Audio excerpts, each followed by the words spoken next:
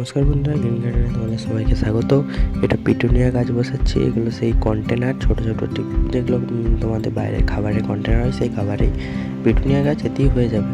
তো মাটিটা সেই একই আছে, গোবর সার, মাটি, হালকা তুষ আর কম্পোস্টও এটাতে একটু মিশানো হয়েছে। গোবর সারের সাথে গোবর সারটা কম ছিল বলে, তো হাড় গুঁড়ো, শিংকুচি অল্প অল্প করে মিশানো আছে, এক চামচ করে। এই টবটার জন্য হাফ চামচ করে দিতে পারো। এরকমভাবে গাছটাকে বার করতে হবে। এভাবে বেরোচ্ছিল না গাছটাকে, তো আস্তে আস্তে এরকম ঘা দিয়ে আস্তে করে ঠুকে দিলাম, কারণ ভিতরে জল দেওয়া ছিল, তাই নাহলে পেছন দিকে ঠুকলেই বেরিয়ে যায় গাছটা। তো আলতো করে ঠুকে বার করবে, যাতে না শিকড়ে কোনো আঘাত হয়। দিয়ে গাছটাকে ভালোভাবে বুশ করিয়ে দেবে।